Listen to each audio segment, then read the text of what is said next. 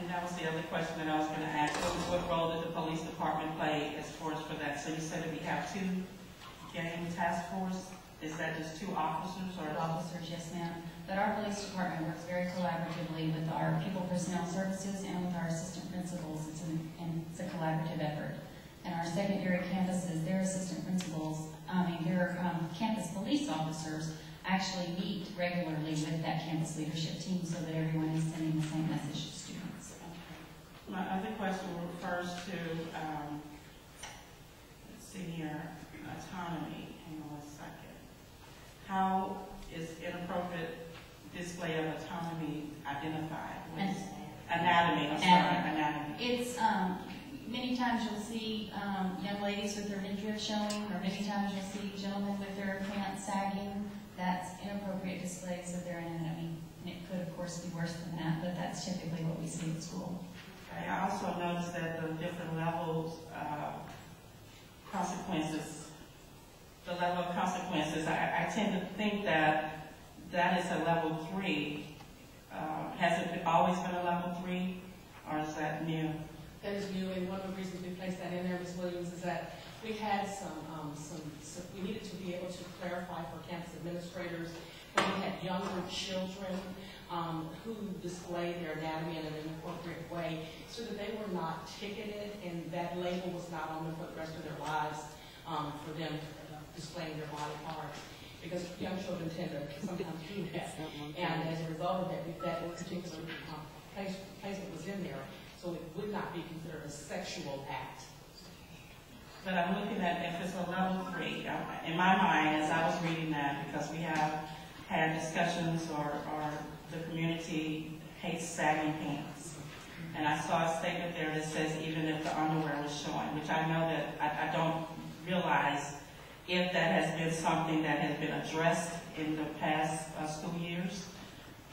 It has not been addressed in writing. It has been addressed verbally. It has been addressed yearly by administrators, parents, I would say, teachers. This time it has been addressed in writing. Okay, and I have no problem with that. Let me make that very clear. I agree that that's something that should be taken care of. However, with the level 3 offense, that means that they could be suspended because of display. The level 3 would only be used under the cases of persistence. Okay, persistence. That's the only time that level 3 would be used. Okay, so it's not you were written up for that, and so therefore you receive a level 3. No, that's the level 3 is for persistence. Okay. All right. On that same, I'm showing display of anatomy. I'm just wondering in this if there's a clear definition. I look at skin being exposed, like you're talking about the instance with the younger children exposing themselves. But if a high school student or a middle school student is wearing, pants that are sagging, but they still have, their underarms or shorts or their underwear showing, they're not necessarily showing anything. It just looks like inappropriate dress. Wouldn't that be under the category level 1? That's different. That is a different level. What you're describing now is inappropriate dress. That's a dress code situation. Okay, so that's what you're meaning that they have saggy pants. Right, that's different. And everything's still covered, but just sometimes not always. Okay. Let me ask a question. If I'm not correctly, this is the broad terminology, the glossary. When you get into the specific of the student code of conduct, when you get down to the dress code, this is where you get specific with everything that is going on.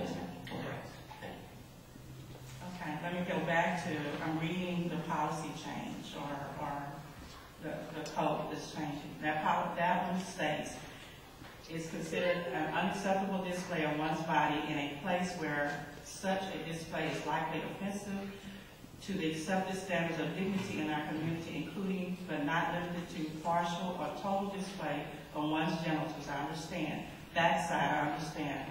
Underwear or one's chest. Okay, when we talk about underwear and we talk about this, I know that we have to address this sagging pants issue.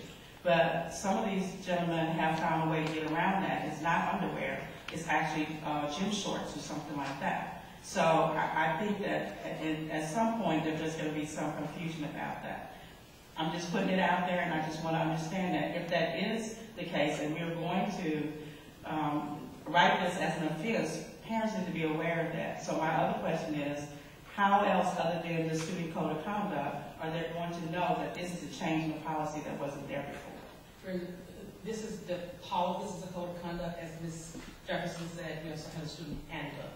At that time, as you know, each year our campus administrators go over the student handbook with students. So specific pages are specifically addressed, and they talk about how that looks at the campus, how that looks in the district. That would be the time at which that's discussed with students. It will also be discussed with parents during open houses and other types of forums, so that parents have a clear understanding of what that looks like and sounds like. Okay. Well, I feel better with that. I understand. I know students get it. Parents don't always get that. If you look at that book, and there's a lot of writing in there, they're not going to go through it like a board member would. So, okay. I think that was pretty much it. I just had questions and wanted to know about some of the changes. One other one,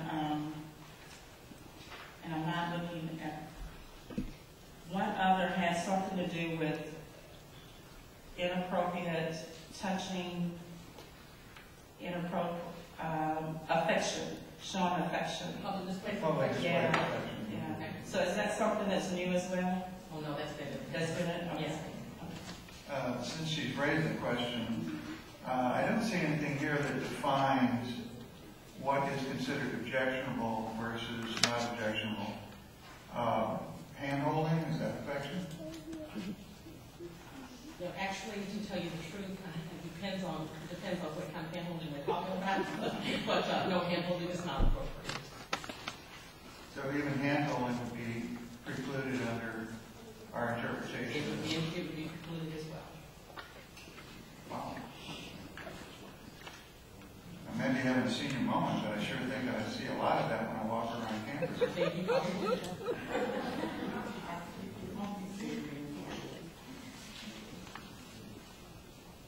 Thank you, ladies. That's all I have. There is one minor grammatical point I thought I might bring up as long as we're spending time on this. On page 270, which would be 6 of the Student Code of Conduct, under item J, you skip down to the 4 dotted lines. Under the third one, it says, pay $15 cash administrative fee to reclaim device on Tuesday, Thursday, or by appointment only. I'm not sure I understand the purpose of the word only there. It probably should just say by appointment.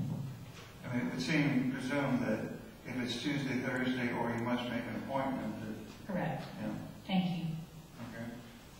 okay. Not wanting to be unduly harsh, but economy is always a good thing. Absolutely. Thank you. Yes, Anna, since you asked all the questions about it, are there any changes that you wish to propose to the student code council? No, there are no changes. I just wanted to be clear that since there are a few changes to it, you know, that may seem drastic to someone who not seen it last year, that we communicate that information to parents especially, because at the end of the day, students, they play student, parents will be shocked. Absolutely. And you've been in our schools. You know they do a lovely job of ensuring that the scrolling announcements are going on and those reminders you've seen in the hallways, how they politely try to suggest the no sagging, the big circle drawn through students with pants. So absolutely, we will make sure that's communicated to everyone. All right. On that, then I would like to, I move to approve the 2010-2011 Student Code of Conduct as written. I second. Okay, we have a motion by Ann Williams and a second by Ella Jefferson to approve the 2010-2011 Student Code of Conduct with the slight minor revision, I guess, that we're going to delete that extra word only. Does anybody else have any further comments or any issues to raise before we would proceed to a vote? Hearing none, all in favor of approving it, raise your hand. Okay, make that 7-0.